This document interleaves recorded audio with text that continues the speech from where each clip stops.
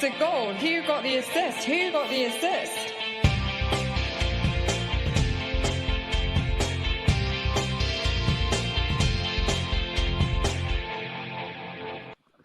Hello everyone, hope you're well. Happy Monday. No FPL after a very intense period.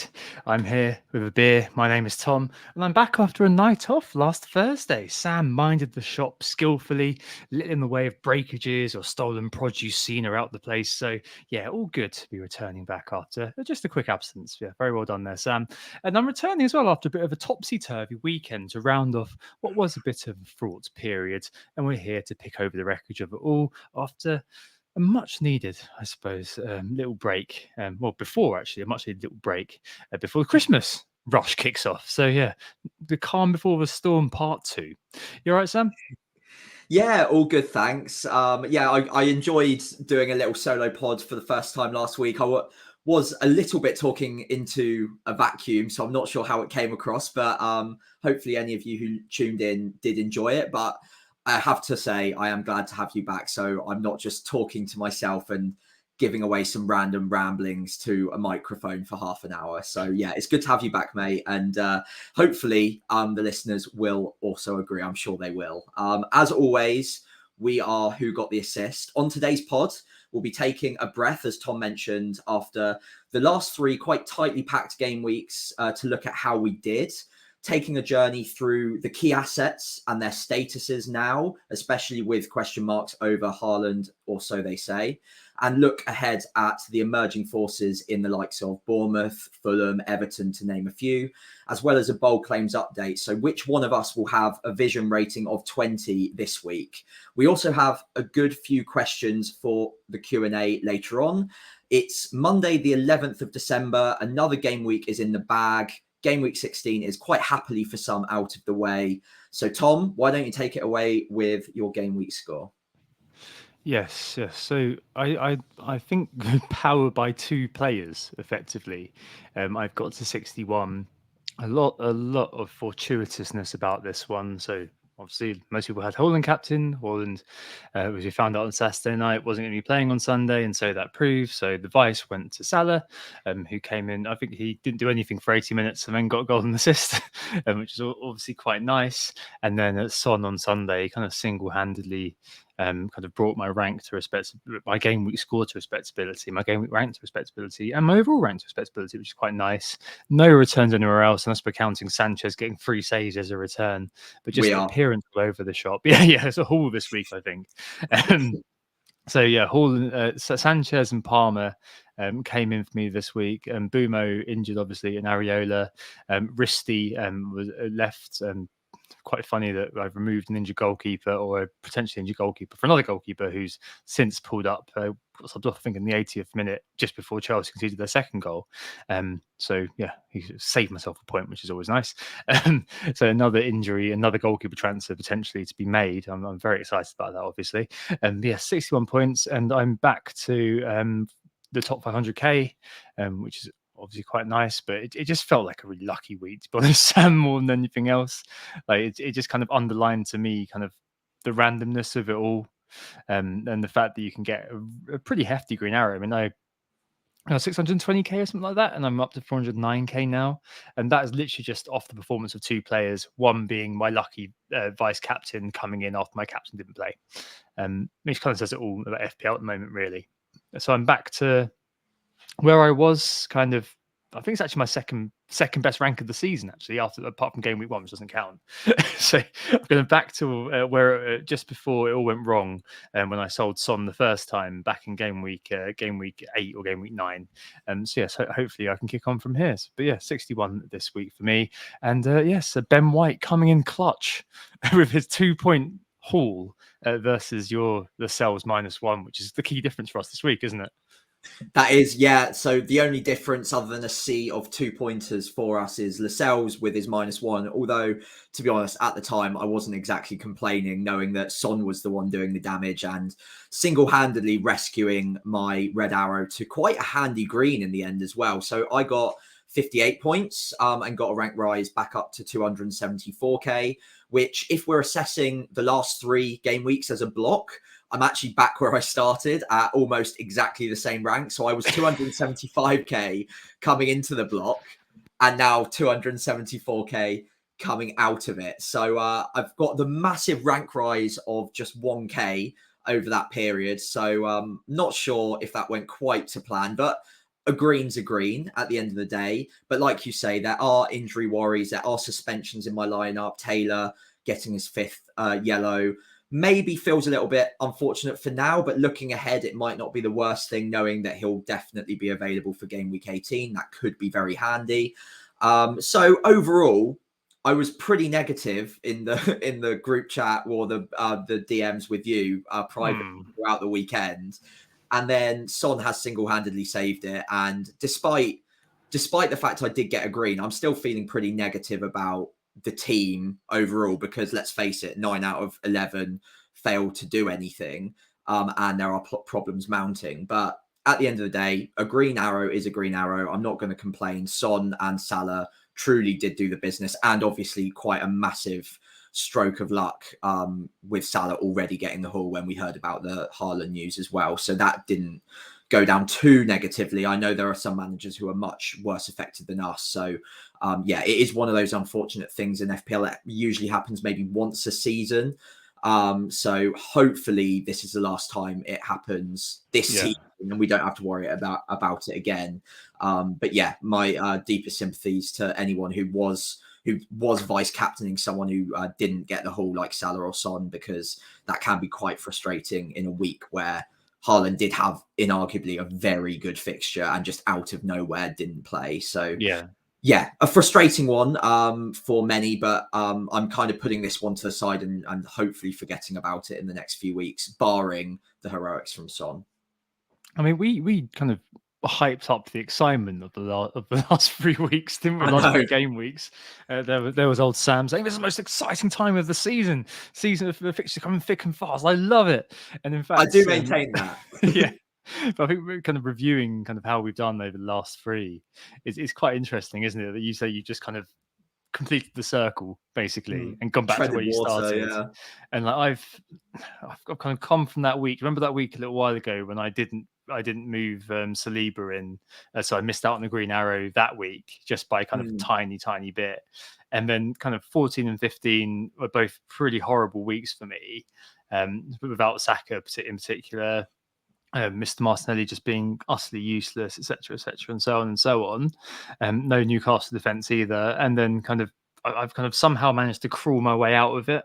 I know it's a bit of a cliche, but it shows you're all sort of bunched up. But I think it would be interesting to kind of just think about that for a second. I mean, do you think we managed it well in both our sort of individual sort of moments? Because I don't know, I wouldn't have been surprised to see myself take, so last week, game 15, for example, I didn't do any moves, and I had Martinelli and I had White.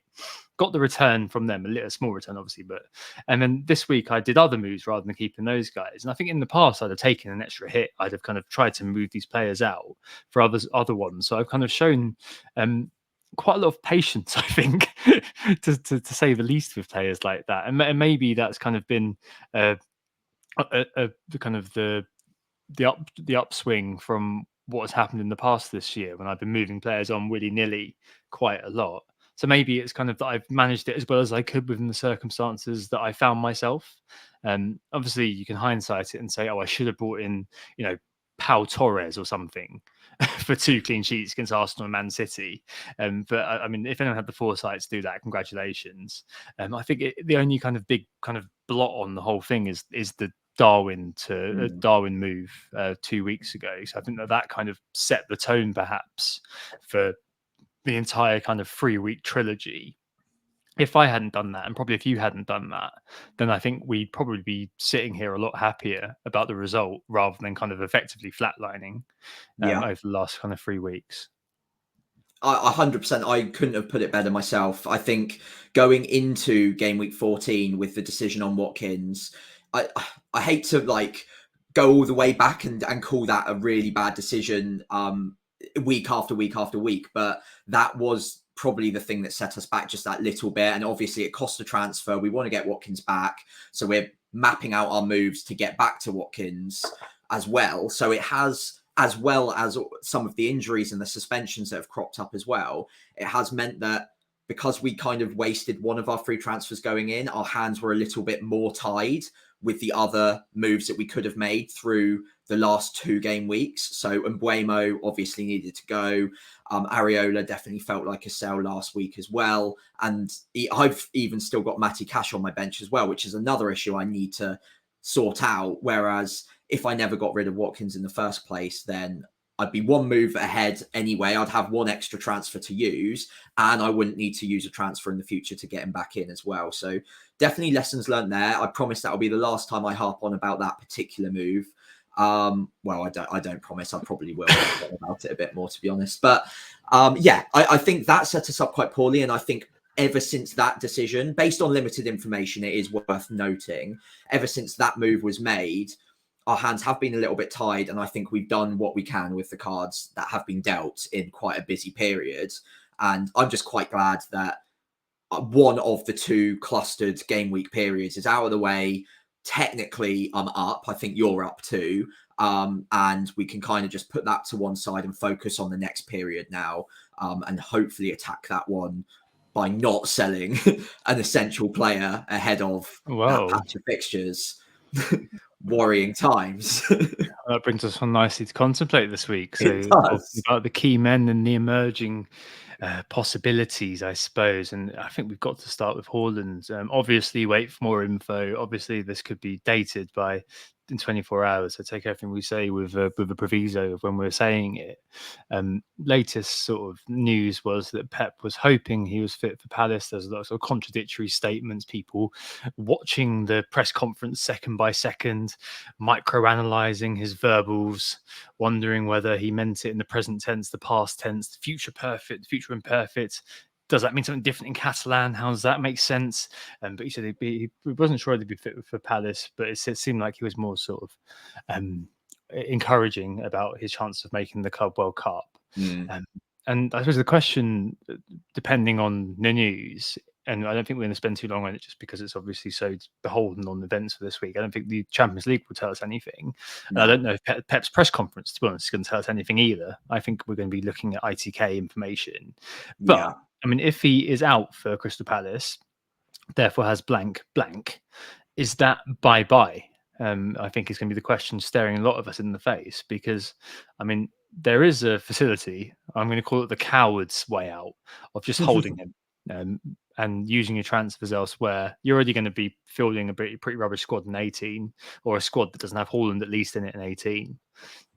So why not get that 18 squad a week early? Field that for 2 weeks. Yeah, maybe you may have to kind of stomach playing an Archer or something like that. But you could do that and not have to kind of, if you sell Haaland, you then have to kind of, again, scheme to get him back in again. Because when he comes back from it, assuming he's kind of all dandy, when he comes back, he's got Everton and then Sheffield United back to back. And then Burnley at the end of game week 22, I think that is at the end of January after the FA Cup third round. But I don't know. I think we're entering a period, aren't we, where there's a huge question mark over him because you'd be like, "Oh, is he fit enough to start this game? You know, is he going to have time off the bench?" And I think maybe the perma captaincy, at least, maybe, and the fact that many people have been complaining about, maybe has eroded a slight bit. But I mean, yeah, I mean, if he is back, or if we hear he's going to be playing versus Palace, I think that starts to kind of slightly get eroded a little bit more, doesn't it? Yeah, so I think it's really interesting with Haaland. If we don't get any concrete news, what people are going to do, like, are they going to be brave enough to back against him for 2 weeks, not knowing whether one of those weeks he will be playing in? Obviously, Palace at home is a good fixture right now as well. If he starts that game, he's probably one of, if not the ideal captaincy option this week. But from the way I interpreted the quotes anyway, and again, this is all up to just personal interpretation at this point, I don't think he plays Palace as it stands, and I will wait for more information. I don't want to lock myself into committing to selling probably the best asset in the game right now, especially one that is very hard usually to get back to. But in my team in particular, if I sell him, it would be probably directly for Watkins. That solves one issue, i.e. getting back to Watkins. It does mean I hold on to Darwin for a little bit longer, But also, because of the money I've got in the bank anyway, I can actually get back to him in one move for either Watkins or Darwin in game week 19. So I don't actually necessarily plan on spreading that money around in my squad, because getting Watkins is really the most expensive thing I need to do over the next couple of weeks. The only other asset that's high in mind is Porro, and I only need an extra 0.4 to get to him from, or 0.5 to get to him from Matty Cash, which luckily I've already got. So I could get back to Haaland in one move in 19. So for me, if he's not fit for Palace and we get confirmation, ironclad news that he's not going to play, which I think is leaning towards that, although again, other people will have different views on this, then I think I could probably go without him for a couple of weeks, get Watkins back in, which solves that issue. And then also I can get rid of Darwin very comfortably in game week 19, having hung on to him for that one extra week than I was planning to, and holding him through game week 18, which isn't completely ideal, but there's not really a lot I need to do in 18 at the moment. So there's even an argument to say that actually, if I take a hit this week and get Porro and Watkins for Haaland and Cash, then in 18 I could bring in Solanke for Darwin and just get rid of Darwin a week early and then straight back out after a 1 week punt. So there's a lot of moves that could be made. That's probably an over explanation of my plans for right now, but I think basically it is team dependent. I hate that cliche, but it is. And then also it depends who you've not already got up front. If you've not got Watkins, then I would very much understand the move based on the idea that Haaland would be out of Palace. But yeah, definitely wait for confirmation if you can. Yeah, I mean, if I carry Darwin again, very team specific, then I've got double Arsenal defence at the moment. So, I mean, in game week 18, I'm playing Darwin and Salah against double Arsenal defence. Oh, it's such Not ideal. it's such a headache. And then part of me is thinking of going down the keeping Haaland route, just because it kind of helps me with the rest of the team and sorting it all out and making sure I remove any sort of verses going on, because I've got loads. I've got quite a bit of money now. I've got 2 million. Had enough of Martinelli, that's for sure. But I don't know if I'm going to be able to sell him this week, honestly, just because I think he's just going to have to stay because I've got other things to deal with. And if Haaland is out, I think I'm going to be the same as you. I think it's going to just be a bit obvious that, hey, you know what? Let's just sell for Watkins and then bring him back in for Darwin in game week 8, in game week 19. I think that kind of does look a bit straightforward. It would mean a very dicey game week 18 for me, but it's just 1 week. So who knows? You'll have the captain option of choice as well. That will be half the battle. Yeah, exactly. So I think that might be it. It may be that I just look at doing something this week along those lines to try to fix things. So it could be that Saliba goes out for Pedro Porro to try to alleviate the versus that's going on in game week 18. If I'm kind of thinking, right, I'm going to have to keep Darwin now for Man United, and so for Man United then for Arsenal. I mean, that could be something that I do. It's just there's quite a lot to think about here, and quite a lot to think about how I kind of try to maneuver through this period. So I look at my team, right? I've still got the problem of Sanchez, and you've got that problem as well. Luckily, Turner did play, so maybe this goalkeeper can be kind of deprioritized, as it probably should have been in the first place, to be fair. Like, imagine if we just left it, Sam. I know, we'd have the same amount of points anyway. I know. It might be a case of just looking at your team come Friday and think, right, okay, yeah, you can plan to the nth degree, but where's the weakest link? If you're like me, you've got Archer or Kabore coming off the bench if you don't get rid of Haaland, or you've got to kind of make a move that you probably weren't quite planning to make. I can do Kabore to Pedro Porro. The problem is that I couldn't do Darwin to Watkins and then kind of leave Haaland on my bench, so I'd have to kind of try to slightly bend everything, like get a doggy or something like that. So it feels very much like you can overthink the obvious, and it may well be that you sell Haaland and then you find that he goes to Saudi Arabia, plays a little bit, but there's still these kind of question marks over him, and the fact that they are chasing in the league. If they were kind of miles clear in the league, then maybe I'd be more tempted to go along with the idea that he's a rotation kind of risk or whatever. But if he is Yeah. fit, I can't really see him not playing Sheffield United and not playing Everton. But that's all kind of stuff for future us. It kind of feels like you've got to micro it, zoom right into just this week ahead, fix the problems this week, and then come what may next week, which can be definitely anathema to loads of planners. That could be really tough if you're a long-term sort of planner sort of person. How the hell do I work this out? We've got a question on wildcards later on, which kind of we will address this a little bit more in as well. But yes, difficult situation. I think wait for news, but yeah, I think I'm definitely tempted to just fix the issue this week. You know, like put a water bucket underneath the leak in the roof and keep doing that for a couple of weeks rather than actually fixing the roof, because that's going to take too many hits. We're not all able to kind of pull the wild card like a few people have, like James from Planet, for example. We're not all able to do that. And I'm not sure that taking lots of hits is going to quite be the right thing to do either. So, yes, more information is definitely needed on that. So around Haaland, you've got quite a few kind of key men, I think, who are currently sort of in the picture, out the picture. I think we're going to just kind of quickly have a little journey through them all. Stop off on each one. Imagine we're kind of just on like a vernacular railway, just stopping on each stop and just kind of thinking, oh, what's the view like here? What does that look like? Is that pretty? Is that something we want to stop at and kind of keep, or do we want a souvenir, or do we want to just get back on the train and go home? Just relieve Salah, because I think, you know, he's kind of the de facto captain choice now. Salah avoiders now or will cave. I think that's abundantly clear. We're going to definitely talk about AFCON probably next week when he goes to AFCON, when the FPL General's on for our Christmas thing next week. I think that'd be quite a good thing to do. Talk about kind of future gazing, and I think that kind of also impacts Son a bit. Now, the thing is that Son isn't as ubiquitous as Salah is, as we saw out this week, because the Son haul really did move us upwards, didn't it, Sam?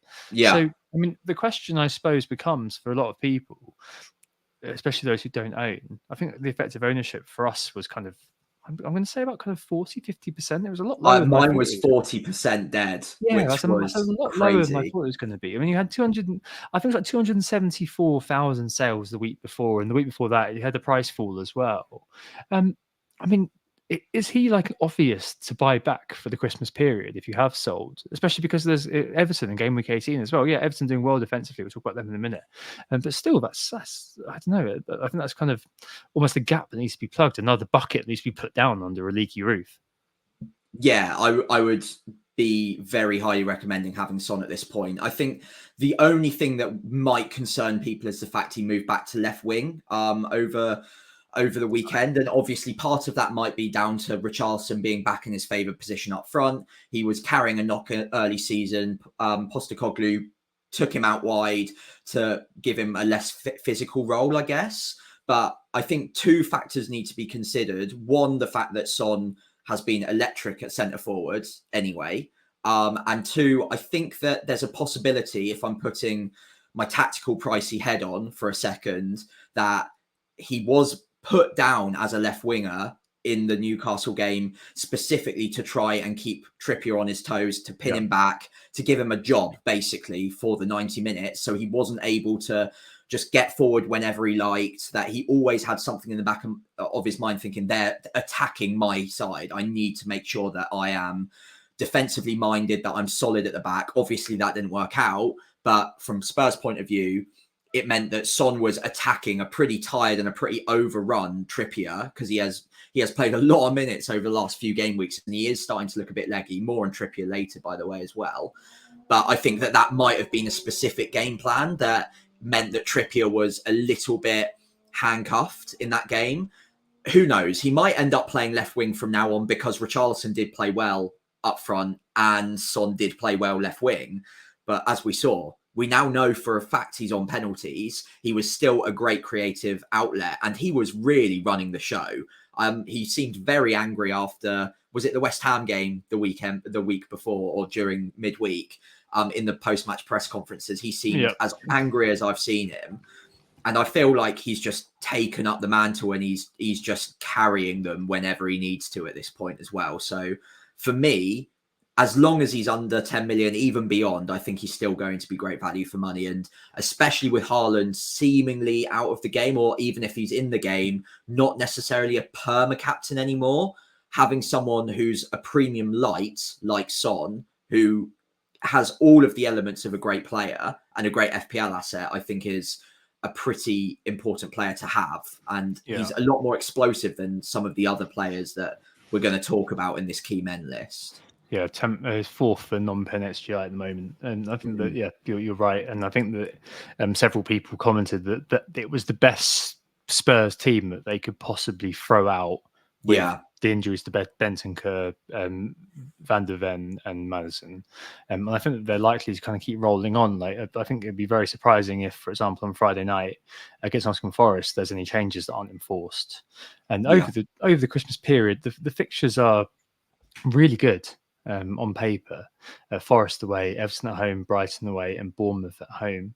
Even that kind of game week 19 fixture, Brighton away, that could be one that could be absolute chaos. Frankly, that's the sort of game where you do look at it and think, but like we were with Salah earlier in the season, which is I think our kind of highlight of the season actually, which is quite depressing, isn't it? That's quite a while ago now. Either that or Son this week, to be honest. But I think that's a game where you look at it and think that could be absolute chaos. I want my captain to be in that game, you know.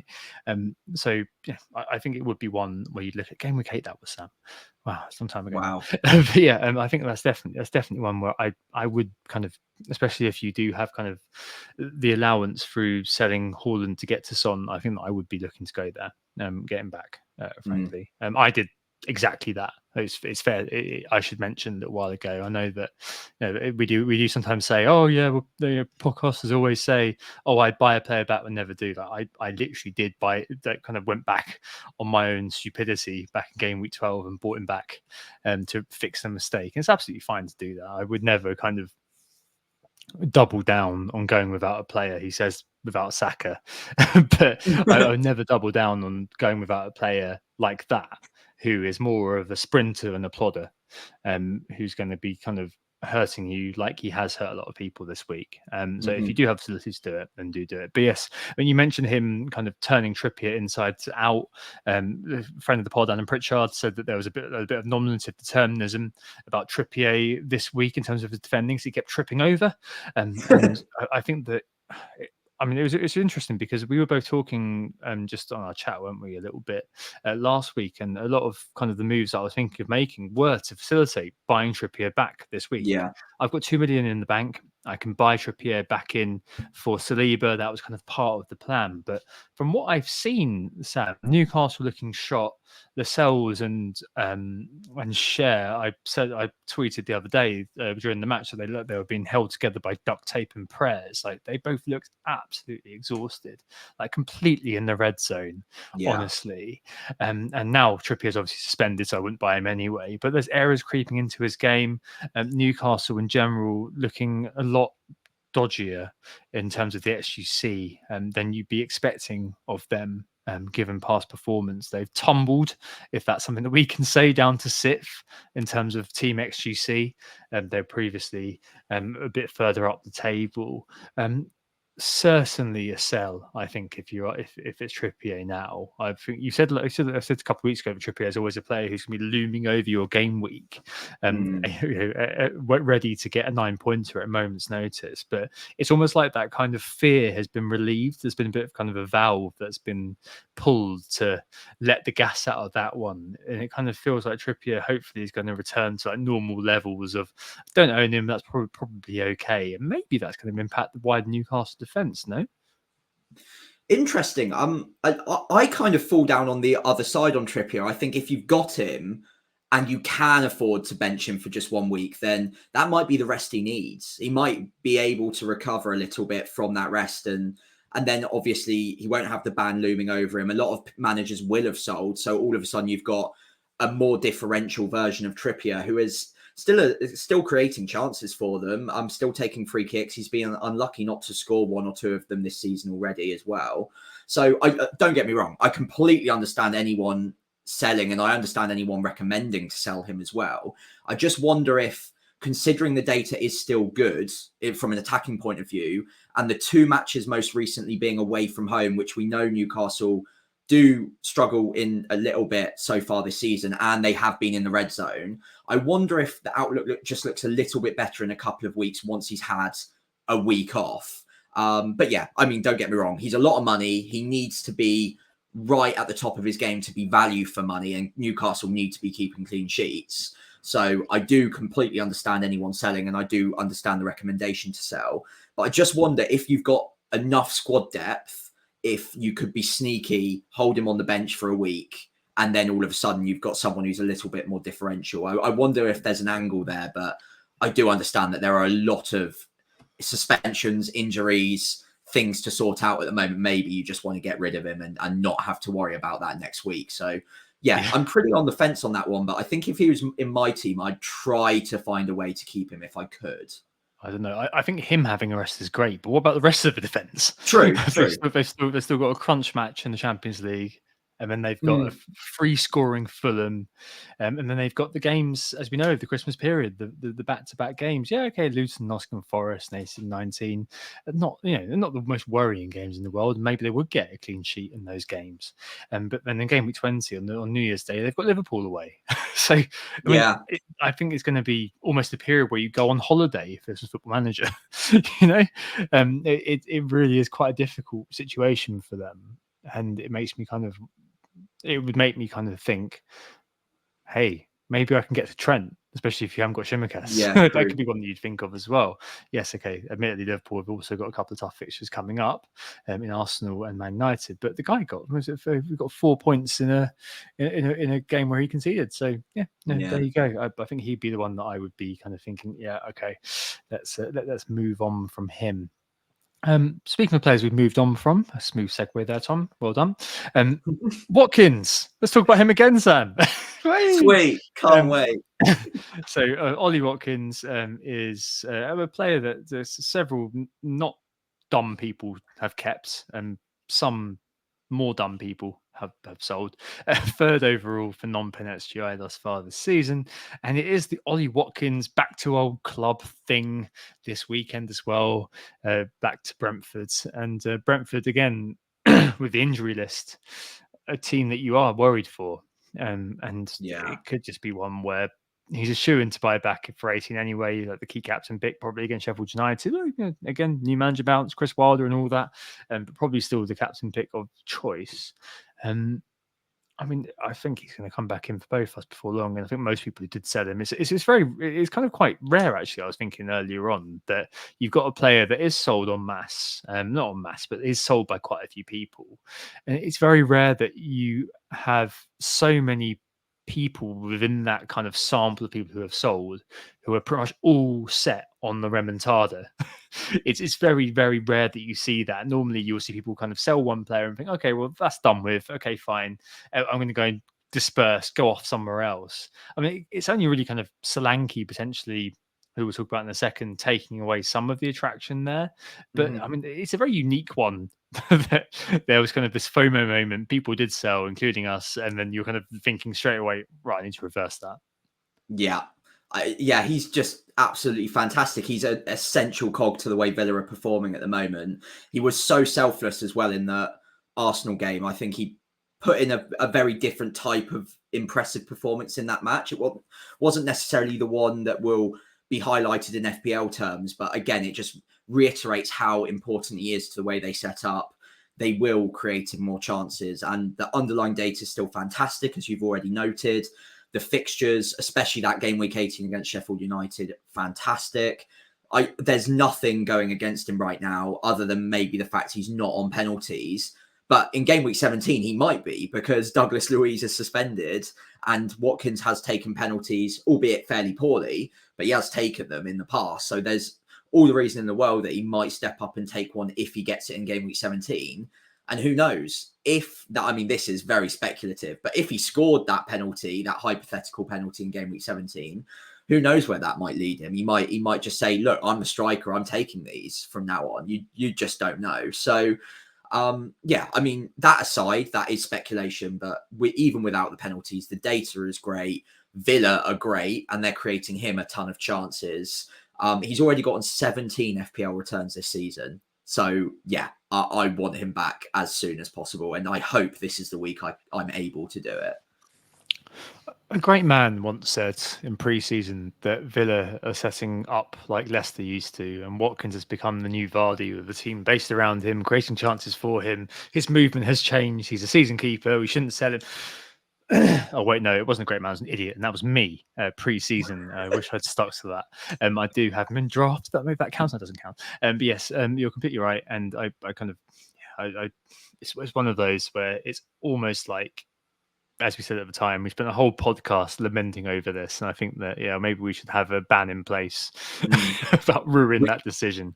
Tom, we've both sold him twice this season, and both times he's instantly hauled. So I think if we get him again, when we get him again, just remind ourselves, if you're listening to this pod, if we're mentioning getting rid of Ollie Watkins again, our handles are here below: WGTA_FPL, FPL Pricey. Tag us and tell us to stop being idiots, because we need to make sure we keep him at all costs. Yeah, other pejorative terms are available.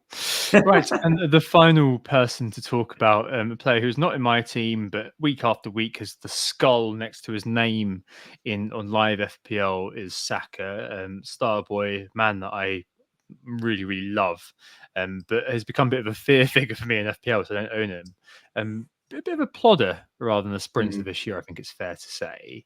And I think it's kind of maybe a case of don't buy, don't sell with Saka at the moment. The next 3 games are really good. Brighton, attacking wise at least, Brighton, Liverpool, and then kind of it kind of gets a little bit better again. And there's a nice kind of block of 4: West Ham, Fulham, Crystal Palace, and Nottingham Forest over the festive period. I think actually Nottingham Forest is just after it, if I remember correctly. I mean, maybe that's kind of the game at the end of January, something like that. But yeah, I mean, he's definitely one that has been a bit more intriguing than anything else. I think he's doing very well in terms of the expected assists this year, if I remember correctly. I think it's kind of 4th or 5th for that. But in terms of kind of the overall sort of non-pen XGI, he's out of the top 10, kind of 12th. So which isn't terrible. But something's not really kind of working this year with Arsenal. And I think a lot of it is kind of my man, Martinelli, is not really working for him. I saw a few sort of interesting sort of tidbits this week, actually, Sam, about that, which is kind of the change I spoke about when Adam was on, about kind of the transition from Havertz, from Xhaka to Havertz, has meant that there's been lots of sort of knock-on effects around the pitch, and there have been a few people kind of tracing the fact that Xhaka's kind of role, the space he occupied, was very kind of useful for Martinelli, whereas Martinelli is now kind of doing a full-on sort of Sane from a few years ago for Pep, when he was just kind of stuck on the wing, and keeps being subbed early as well for being ineffectual. But I think it's ineffectual because of the tactics rather than he himself. He wasn't that great against Villa, but I think that he was, as we're both saying to each other at the time, that he was the guy who it seemed like something was going to happen with. There's kind of there was a few moments, weren't there, where like if he'd have just kind of got a touch when he'd have been through, he just kept happening, just very frustrating. But yeah, overall, it's kind of, there have been flashes for Arsenal of it looking like things have all kind of come together, but it's still not quite there yet. And you kind of wonder, especially for a non-owner of Saka, there's always the sort of impetus to hashtag get it done, and I definitely thought about that a little bit. But I mean, would you be kind of, if you don't own Sam, still prioritizing him? I don't think I would massively. I don't. Maybe it's because I own him. I don't really feel that fear factor. But like you say, I don't think he's really like murdered a rank this season at all. Like he hasn't like really gone out and done anything crazy more than maybe once or twice. I think he's gotten 2 double-digit hauls, and he is, like you say, plodding along fairly consistently. So it is a bit like death by 1,000 cuts for anyone who doesn't own him. Whereas I think there are higher priorities, especially this week, to be bringing back, if you don't have the likes of Son, much more explosive as a pick, and can just absolutely crucify your rank in one week. Whereas Saka feels like week to week he's going to do chip away at your rank, and you might be able to cover it off with a haul or two from someone else. That being said, I think in the ideal side, in an ideal starting 11 in FPL, he would be in it right now because he is consistently getting points. I don't think he would be a high priority to buy at the moment, though. I think unless you've got no other fires, I think you can probably just hold off another couple of weeks because, like you say, I mean, Arsenal are still looking good, but they don't look like regularly just pummeling teams into the ground at the moment. It seems like more of a conservative approach, as we've discussed, and maybe that means that Saka is going to be less haul prone for the next few game weeks, especially through the busy period where they are going to probably want to make sure that they are playing a little bit more within themselves. So they're managing the legs, they're trying to manage any injuries. So maybe this is the period of the season where they do try and keep it tight at the back, not really go for broke and get tons and tons of goals and really go expansive. So maybe this is a part of the season where if you don't already have him, you could arguably just leave him to one side for now and put a pin in it, knowing that you probably do want to get back to him in a few game weeks' time. Yeah, I know General doesn't have him either, so it's definitely one that we'll discuss in next week. But I think the only kind of thing I want to add there is it reminds me a lot of Harry Kane last year, who was the same. I mean, obviously there were a few noticeable hauls, but a lot of the time, if you didn't own him, you were thinking, oh, you know what, it's okay. You know, he's tripping over 5 or 6 every week, but he adds that sort of flaw to your game week. And I'm kind of hoping that I've got another player in an attacking role who is contesting him week to week for 60 minutes at least. But he's got in his way. He's on his way to, I think he's 5th in terms of points scored this year, just below Watkins. He's at 3 points. And it definitely is one where I, again, wish I just kept him. I think at the wild cards back in game week 7, I think it was, I got in Bowen and left money in for Saka sort of thing. There was that kind of 1 week that he missed, and then there was a bit of a sell-off and then a buyback. And I still kind of look back to that week I mentioned earlier on that I kind of, when I was flying high before I sold Son, I mean, I should have kept Son and bought Saka in then, and I'd be in the same position as you. So I think kind of that consistency, even though it's not sort of a spectacular sort of roller coaster of up and down, and the consistency is still something which isn't particularly sexy, but it can be very necessary in FPL. And it is one that I'm going to talk myself into every week, thinking, oh yeah, no, I should probably get that sorted, but there's always going to be something else right now. And it's kind of, I guess, kind of nice copium to hear what you're saying there about him. So I think overall, the key man list, Haaland, let's just see, but it looks like a bit of a sale. Salah, keep, obviously. Son, get back if you can, but certainly a keep. So I think like those 3 are kind of the main ones, with Watkins certainly kind of entering the picture. Trippier, we're not entirely in agreement about him. One kind of thinks more, Sam thinks, well, let's keep it until it happens. I'm a little bit more sort of like, I've seen enough about Newcastle defence right now. And Saka, don't buy, don't sell, I suppose. So more kind of neutral on that. Sleepy Jedi asked us this week, Fulham assets, let's get into it. And I think that that's certainly something which is coming to the fore a lot more. These sort of unfancied sides suddenly have come out of the woodwork and are now looking like teams that we should be definitely looking at. And those teams are Fulham, Everton, and Bournemouth. And I think the one that kind of really stood out to me actually is Fulham, Sam. So in game week 12 in the international break, or post game week 12, we recounted that Fulham's team XG was nowhere. No, I think they were 18th, so third from bottom, and they're up to 14th overall now, and literally cannot stop scoring. Bournemouth are still kind of where they were, 13th, and Everton, led by big XG fan Sean Dyche, is still in 10th. But over the last 6 game weeks, we've definitely seen Bournemouth and Fulham in particular really come out of their shells. Bournemouth are 2nd overall for team XG over the last 6 weeks, and Fulham are 4th. I know that's obviously a very small sample size, etc., but that's fancy football for you. So, I mean, is it any consideration for you offensively? Let's start there. We look at the defense in a second, but offensively, there's loads of characters, aren't there? A proper rogues gallery of individuals we never thought we'd be looking at probably at the start of the year, but are now well in scope. Yeah, we're certainly into the differential territory here with some of these options, but a lot of them are looking really impressive at the moment. So obviously enough's been said about Solanke on a number of different forums recently, but he is someone that is high in mind right now with good reason. The data he's putting up is fantastic. And like you said, Bournemouth are kind of on fire at the moment. I won't speak too much about him because I think a lot has already been said about him, but he would probably be top of any player from those three sides you've spoken about. After that, it's a shame Willian is out. I know you were speaking. I don't know if you ever spoke about it publicly on WGTA, but privately, No, I'll give I Tom didn't credit. know. He was talking up Willian to me privately prior to the game week, and I did kind of laugh in your face a little bit. So fair play. You did get that one right. It is unfortunate though because it looks like he's now possibly going to be a doubt for this weekend.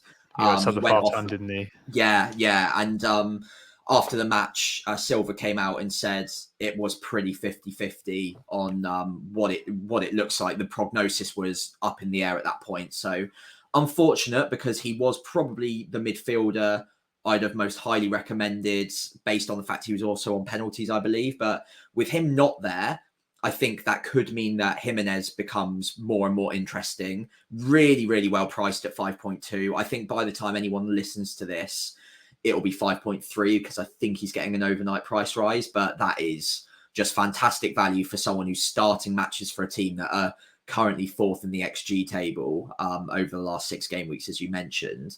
And he does, thankfully, I think we're all pleased to see it look like he's back to somewhat resembling his best now. Yeah.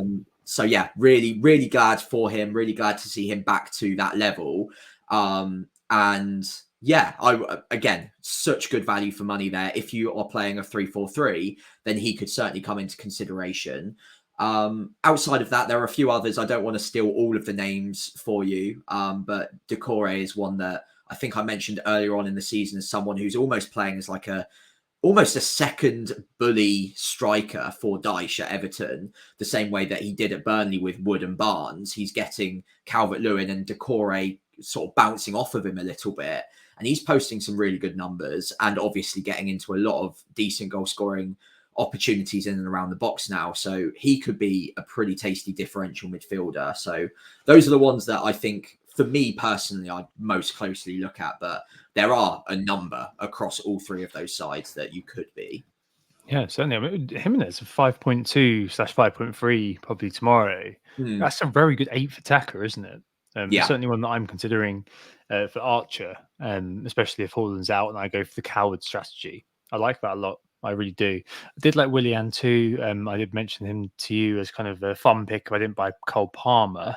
And I was kind of a bit sort of irked I didn't do it, and then obviously because it was taken up half time, so I was like, "Phew, I'm glad I didn't do that."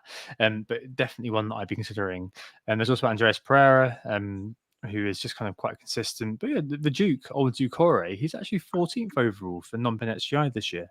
Very good. We also flagged him, I think, during the international break. After game week 12 as being a player, and we both kind of said, "Oh, he's a player that you never really look at," but it could be one. Everton's fixtures are a mixed bag. They're going to be perpetually a mixed bag overall, but one that you'd be looking at. I think Calvert-Lewin just outside the top 20 as well, but with injuries, blah blah blah, probably I think wouldn't there are be enough going good there. strikers around that you probably ignore him for now.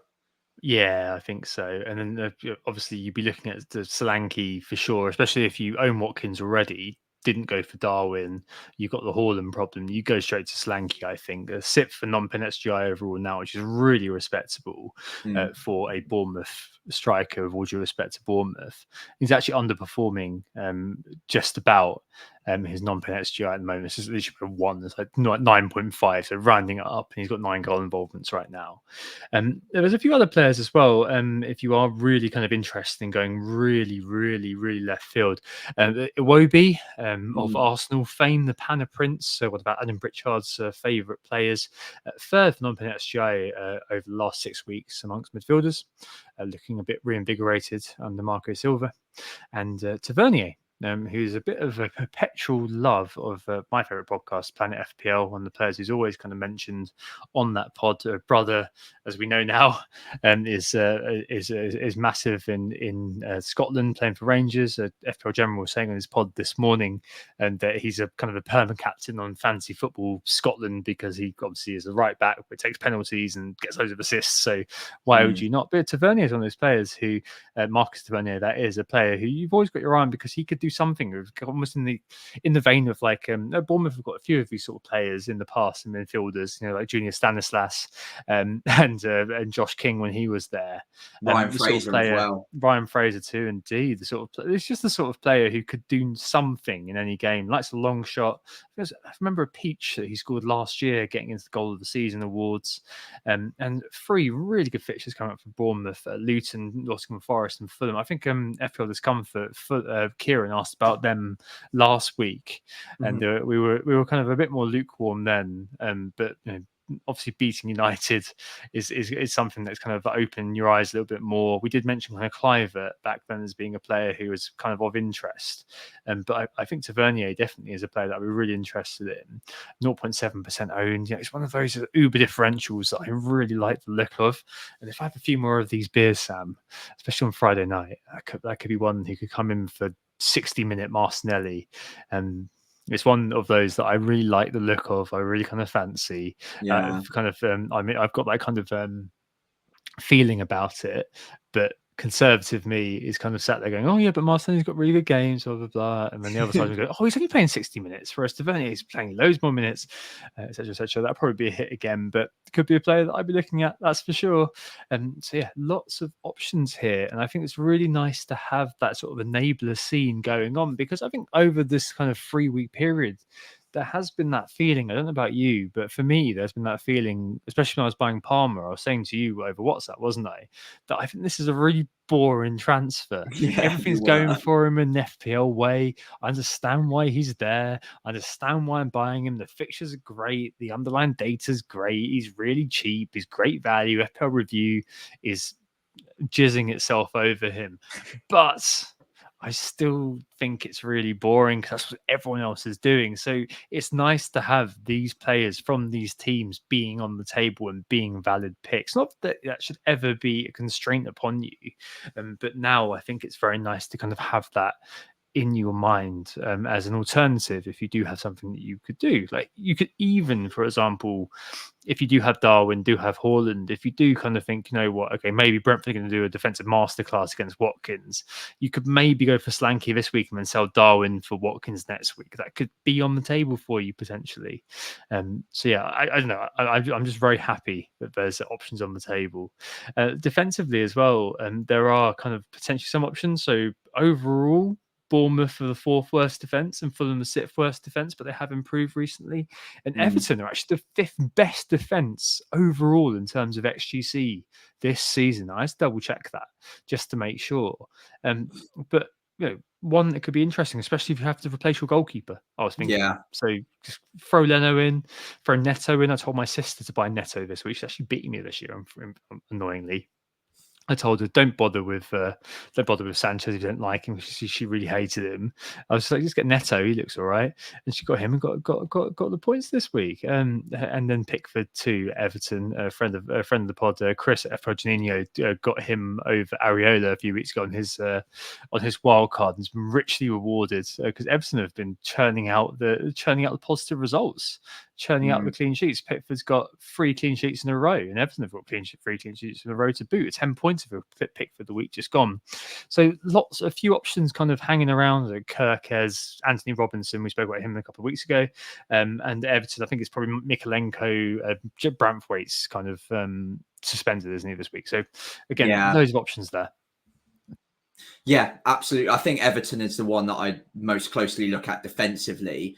Although Fulham as well, if they keep conceding chances, but they're fairly low XG chances, it's just a high number of them, then Leno is going to continue racking up those saves and those save points. So whenever they do keep a clean sheet, that's a haul rather than just a 6-pointer more often than not. Then Pickford as well. I think it's 5 clean sheets this season as well. I I think he was in a few people's teams at the start, and then no clean sheets were really coming to begin with. Everyone sold, and now the data, even back then, was actually suggesting that they were getting a bit unlucky, if I remember correctly.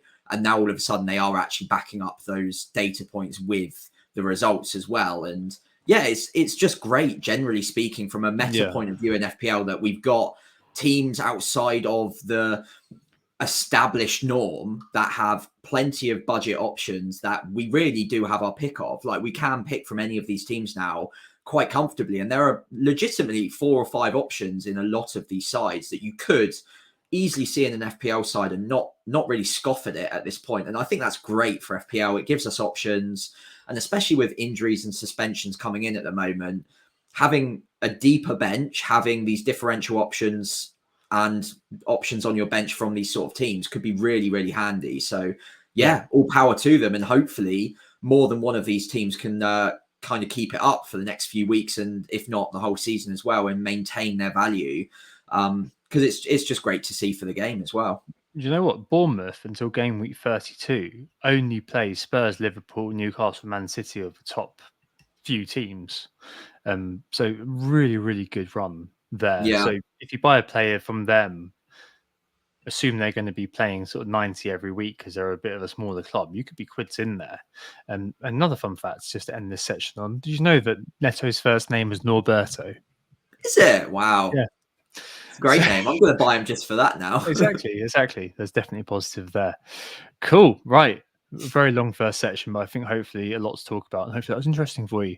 Let's move on to the bold claims, a place of less interest for me, more interest for you, Sam. So last week you had what did you have last week? Huang double-digit haul, which did not come off at all. But it's fine. I wasn't really expecting to get another one. Taking the proverbial anyway, because you're so far ahead, and I went for Arsenal clean sheet versus Villa. So yeah, I'm a bet against bet for myself, which is kind of why it didn't pay off. But this week you've bet for us, both of us. Yeah, I have. So just through pure sod's law, I'm backing Darwin to score against Man United.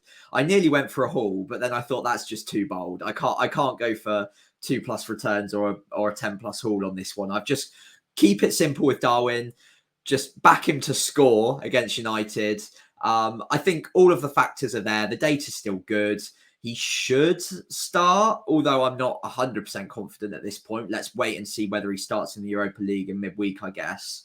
And United do look a little bit all at sea at the moment. So all of the factors are there for him to actually just kind of take the piss a little bit and score when we're least expecting him to, in true Darwin fashion. So yeah, Darwin to score against Man United. Sod's law, it's going to happen.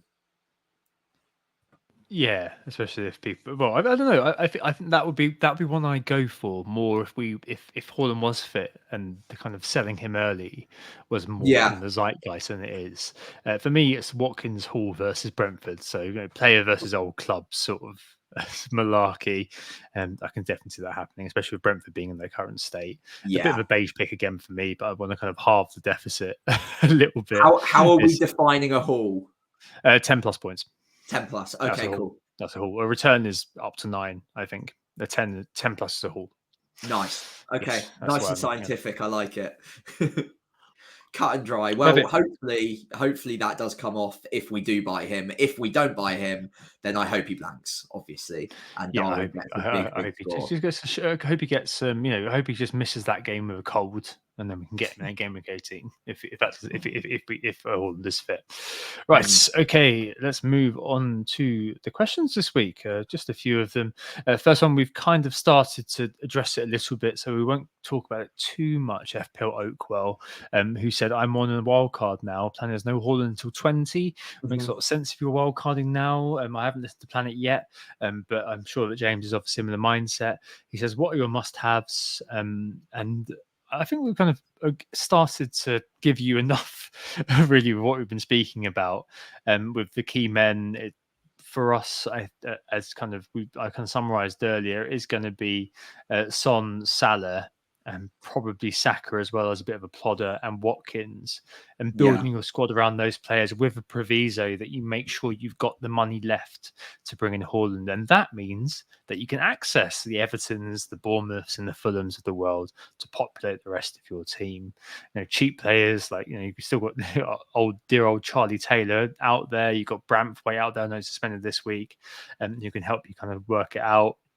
And I still think, Raul Jimenez or maybe even Semenyo at Bournemouth, although you are going to be seeing a lot of early subs, those are great sort of kind of eighth attackers. There's James McAtee as well at Sheffield United, potentially, if you're going 3-4-3, who's 4.4. But I think that it's definitely kind of a bit more of an easy wild card, I think, if you're going now, which sounds like a lot of people who are waiting a bit longer, I assume, because you didn't own Salah, have got, there's loads of choices basically for you to go with to build the team around that. So I think there are going to be loads of ever presence this year, basically. Yeah, completely agreed. I think there are a core 4 or 5 players that you definitely build it around, and at this point, I think you probably have Porro in. I think that just makes sense on a wild card at this point.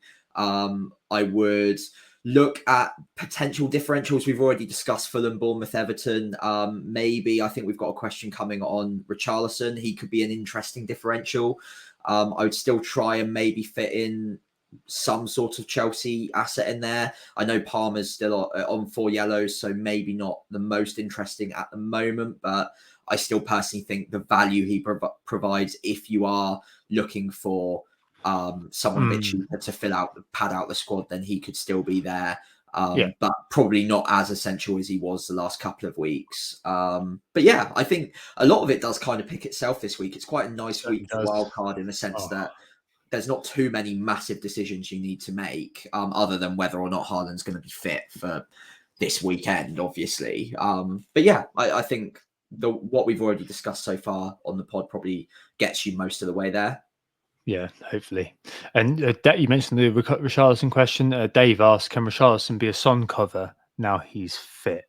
I don't know. I think we're both kind of quite keen on kind of the Son factor. Obviously, very good to see Richarlison back from his injury, scoring a couple of goals. I know I've got some. I know that kind of opposition fans hate him. I know I probably should as an Arsenal fan, but I'm sure my fandom is by now clearly supplicant to FPL.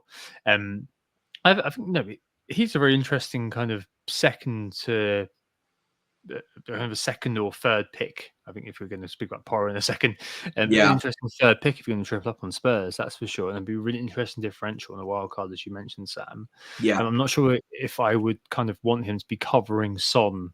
I think it'd be really interesting to bring in place of Son when he goes to the Asia Cup.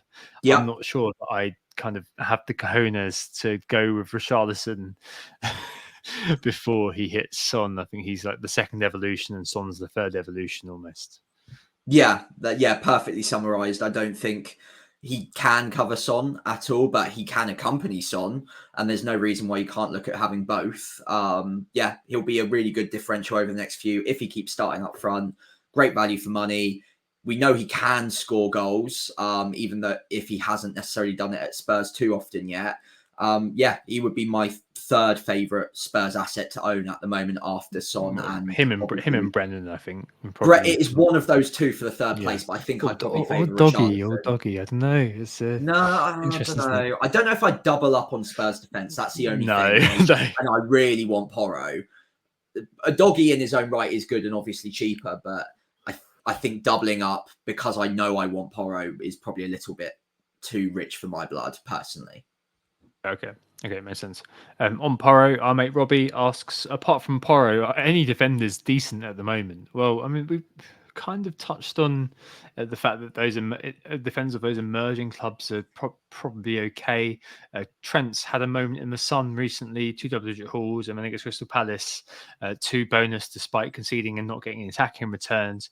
Again, very expensive, but if Haaland is out, then it's probably okay to look at going there potentially. Trippier having kind of falling from grace a tiny bit. I mean, it's quite dicey out there, isn't it, Sam? I mean, apart from Porro, say you already own Porro and you still need to make a defensive switch this week, I just don't know where I'd be looking. I mean, the data shows, yes, Arsenal got the best XGC, and then you follow by Man City. But both of those teams, you're looking at them thinking, there's going to be a goal in any team kind of going at the moment. So we've kind of, I think, as we reflected a couple of weeks ago, the psyche is now completely around just getting those potential attacking returns. I mean, honestly, when I was looking at it, I was looking at like Kirkes at Bournemouth, Adam Smith, fresh from, and Senesi as well. Senesi at Bournemouth has got 2 double-digit hauls. He's got 14 points and 15 points in back-to-back weeks, by the way. The new Joe Anderson is 4.3. It's really looking at those defenders who have got some sort of attacking possibility about them, especially in the cheap seats. I feel like that's kind of where we are. If you've got Porro, you've got an Arsenal defender, you've got Shimikas or whatever, it's not great, is it? There's no sort of clean sheet gods at the moment. No, and I think even though the teams we've discussed today, the emerging forces, have performed well defensively recently, the data suggests in at least 2 of their cases, Everton aside, that that's probably not going to be necessarily maintainable over a long period. Yet they have improved, but have they improved enough for us to be backing them consistently for clean sheets by themselves? Probably not. So we are still looking at mainly the attacking returns as that almost crutch to make sure that we're propping up our teams with points even at the back. Porro, probably the one of choice at the moment, but looking at the form guide in terms of defenders, it is really slim pickings. It's mainly Liverpool and Everton defenders, with Senesi snuck in there as well. One a little bit further down the list is Pau Torres. I might be interested in. Aston Villa do keep a fair amount of clean sheets, and he's got quite a lot of attacking upside, and specifically heavily favouring goal threat as well for a defender. So yeah, I wouldn't hate having a look at him. But really, I think just get that Arsenal defender in situ, have Porro, maybe have 1 or 2 4 to 4.5 millions just sprinkled in, and then maybe someone like a Chelsea asset might not be the most horrific idea. No. And then if you can get to Trent, then great. But the fixtures alone for Chelsea, I think the only problem with Chelsea assets is you just don't know which one's going to be playing week in, week out. And Colwell will probably be the option, and even he's not really convincing me at the moment. Well, with James injured, shock horror. Yeah. I mean, you might kind of think Colwell, and I think he came on for James, and then kind of Cucurella went to right back. I don't really know what's going on with Chelsea. Do you really want that? And yes, there's an option there. Him, Dizazi, I mean, all these sorts of players, but I'd always kind of have a big question mark over signing any of them, frankly, for obvious reasons. Okay. Next question. We've kind of started to talk about this anyway. John says goalkeepers are becoming a nightmare. He also bought Sanchez this week, and now he's injured too. Well, we don't know that, but yeah, John, I know where you're coming from. Any ideas? What the hell are we going to do there?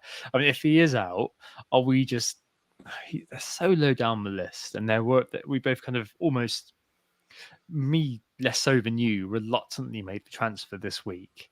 I mean, do we just hope that Sanchez isn't going to be out for very long? Kind of hope Turner plays this week and just let it roll on? Because I just feel like with the other stuff that's going on in my team, I'm not sure I can be bothered to make a goalkeeper transfer almost, because they're all rubbish. But I do like the fact that Neto's name is Norberto. That's one thing that's a positive. That is on his side. It's tempting. I'm the same as you. After Sanchez, I've kind of just got fed up of thinking about goalkeepers after just 1 week.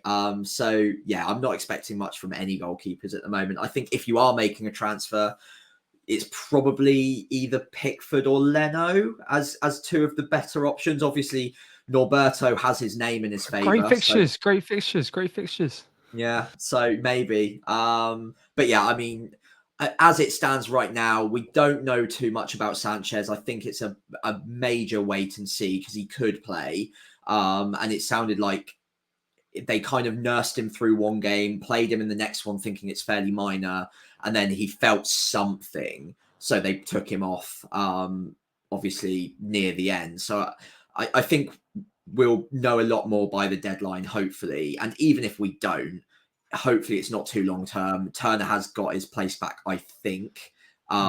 Maybe they've won Yeah, games. who knows? And even if not, it's 0 points from a position that I'm usually getting 1 or 2 points maximum from. So this week, a bit like last week, where I found a way not to take a hit for the keeper, but sacrificing the move for Porro, which I wanted to make. This week, I would have to take a hit to get a keeper in, and I just don't think any keeper is a nailed on 4-point benefit. So I might just leave it for a week and hope it sorts itself out. Yeah, I mean, there's Dubravka as well on the list for a lot of people. But he's got that injury as well, hasn't he? Yes, because it only came out today that he's nursing a shoulder injury too. Yeah. So, I mean, if you don't own Newcastle defenders like I do, he'll be one that you could be thinking about, especially from wildcards. To go back to Oakwell's question, maybe you'll be thinking, oh, just chuck in, Dubravka and Turner and just see where it goes. Other than that, but yeah, I think as a buy, he's not on the list for me because of how Newcastle have been playing. Honestly, I mean, maybe I'll be kind of shown to be an idiot, and maybe they've just been they've been off it, and then they'll kind of find some energy from somewhere, get some inhalers in, use Liverpool's supplier. But it definitely kind of seems like, yes, he was very cheap, but he's kind of on the list with like Kelleher for me as a player that I'm glad that I didn't go with almost. So yeah, I'm the same as you. I think that I'll be just leaving the goalkeeper this week and just seeing what happens. Even if Sanchez is kind of ruled out, if he's ruled out for a few weeks, then yeah, that will be added to the long-term list. I'd almost go kind of 1 or 2 weeks without a goalkeeper, to be honest, or just not really being too sure whether Turner's going to play or not. Rather than taking them in, because there's bigger fish to fry, honestly, and bigger upside with the moves that you would make. So that's where I go there. Yeah, such a boring position. I can't believe I've spent so much time and so many transfers on it over the last few years. And finally, Sai says, is there any point looking outside of Salah for captaincy this week? Are there any alternatives we can take advantage of?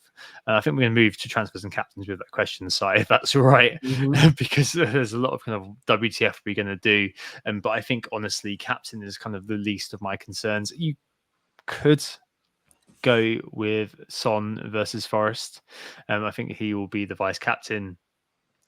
My team's now on the screen. I would advise on Holland at the moment, but if he is out, that moves to Son. If Holland is fit, I think that he does become the captain. But actually, no, I think I'd probably leave it on Salah and still vice Holland, unless I've got ironclad news on Friday night that Holland is fit and starting, which is a big ask. And Salah versus United is one of those games, a bit like Lukaku versus West Ham, for long-term listeners or long-term watchers, that you see that matchup, and especially with United being where they're at the moment, and you just think, wow, okay, I need to just get in on this guy, captain him. Last year, I think was it last year, the hat trick against them. I didn't own him that 1 week. Was that the 7-0 year? Yeah, absolutely destroyed my rank out of nowhere. Yeah. No one really owned him, but it's like 19% ownership. But like my arrow went from like a massive green to like a tiny red because he came out of nowhere. But he loves playing against United. It's one of those, especially with how nice they're playing at the moment. You've got to just kind of be a bit of a vulture on that sort of thing. So I think for me, it's going to be Salah captaincy to answer Sai's question. I think it's probably the same for you, isn't it? We'll go into our own teams in a minute. Yeah, I think so. I think as it stands, if we don't have anything concrete on Haaland, Salah is logically going to be my captain. Agreed that Son is a good kind of secondary pick that you could be looking at away at Forest. Forest have been struggling recently. If you're a very, very, very brave person, you could look at Palmer on your pitch, who's on pens for Chelsea at home to Sheffield United, but I can't imagine many people are going to be tempted into that one.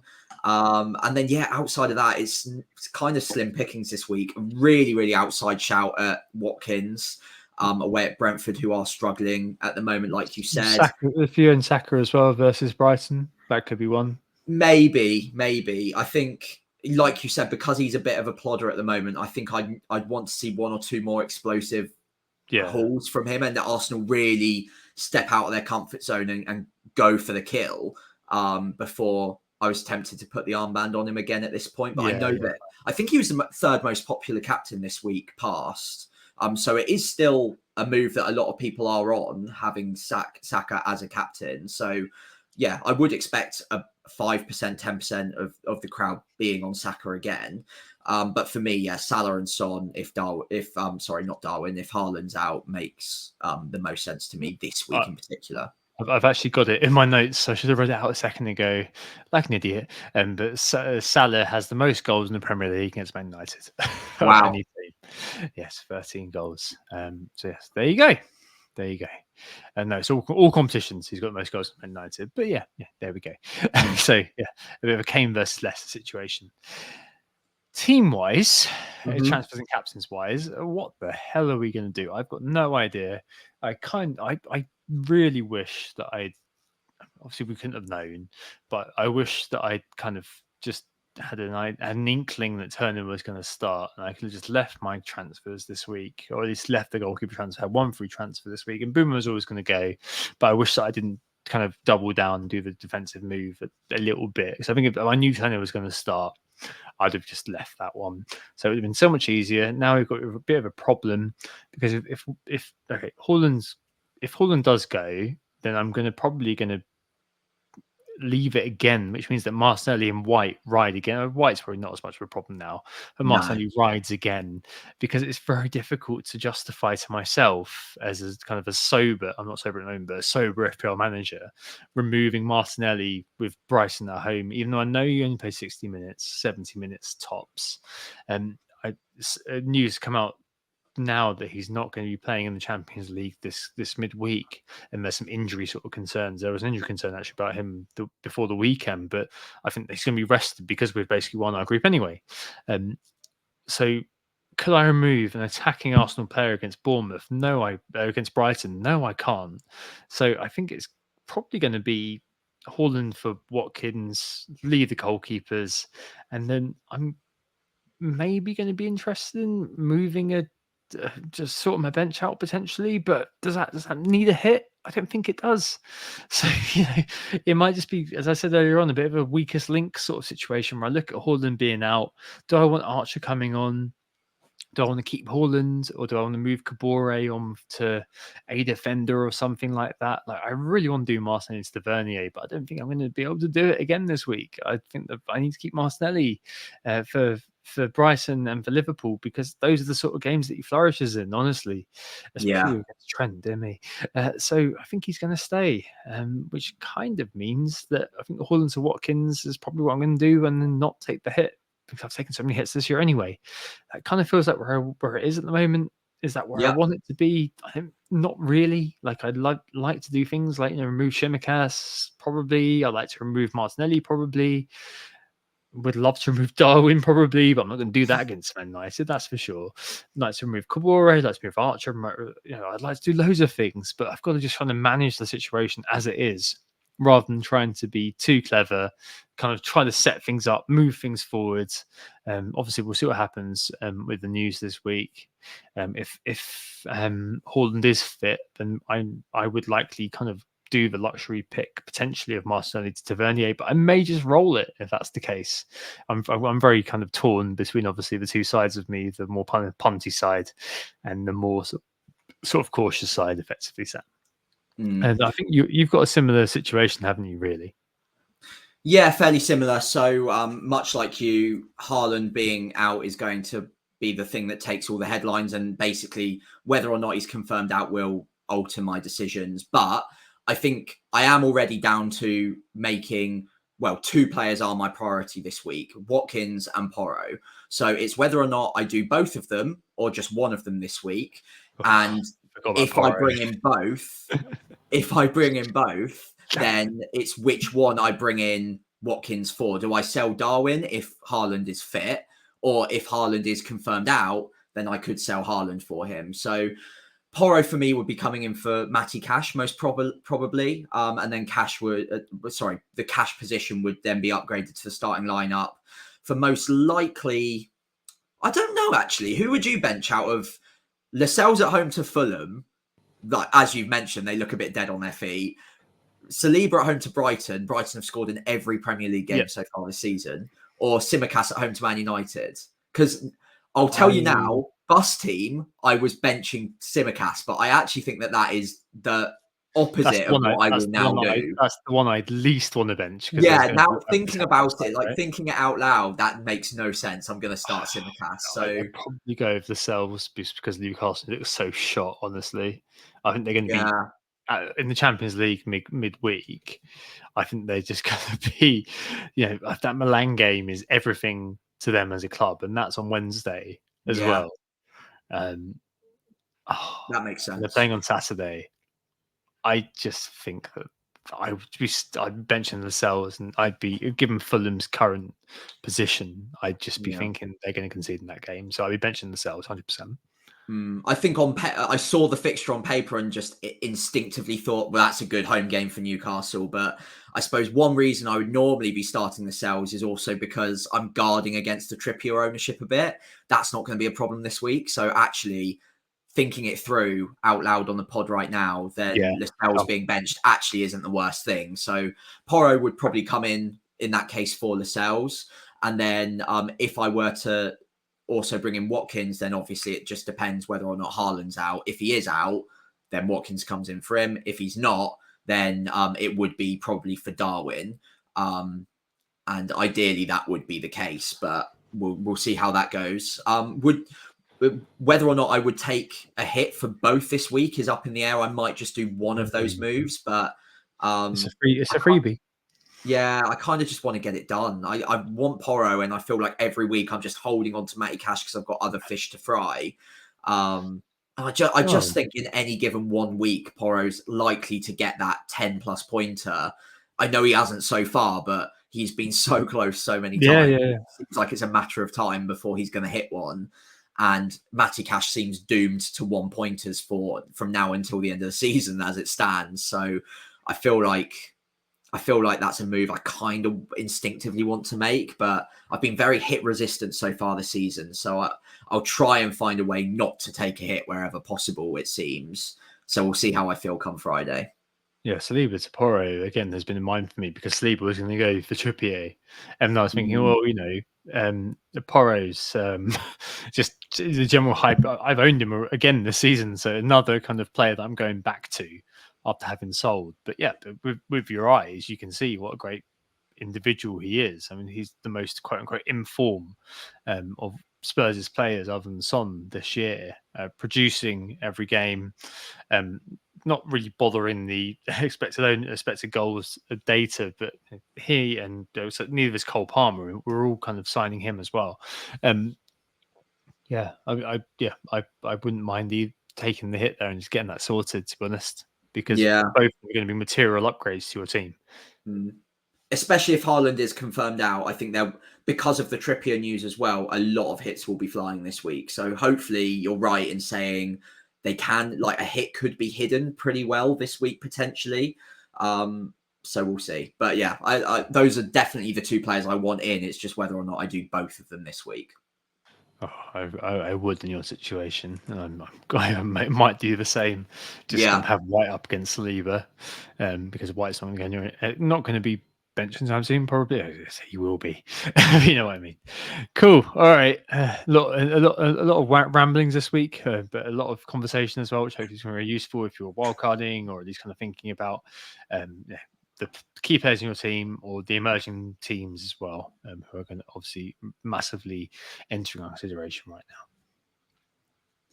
Yeah, absolutely. So that wraps up our show for tonight. It's been great chatting with you again, Tom. Good to have you back on the show after your very brief absence last week. Thank you all so much for listening. As always, we have been Who Got the Assist. You can find us on X at WGTA_FPL. You can find myself there at FPL Pricey. And you can find us on Instagram or Threads at WGTA.FPL, or again, I'm just FPL Pricey on there. If you did enjoy the pod, if you could give us a follow on those socials, that would be great. But then also, if you could give the pod a 5-star rating on Spotify, Apple Podcasts, wherever. And also, if you're watching the show on YouTube, then if you could leave a like and subscribe to the channel, that would be very, very much appreciated. We've also got a competition running on X tomorrow morning, so do watch out for that. Details will be posted by Tom on the main account tomorrow morning. There has been a little hidden reference at some point in the show that we will be asking you to notice and find for us in the competition. So you might need to listen back for a little bit in the morning once we reveal the details of that.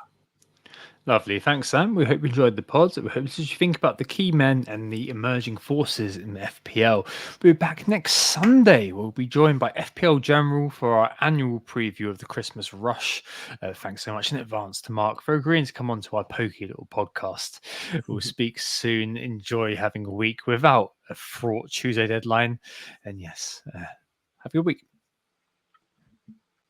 Oh, it's a goal. Who got the assist? Who got the assist?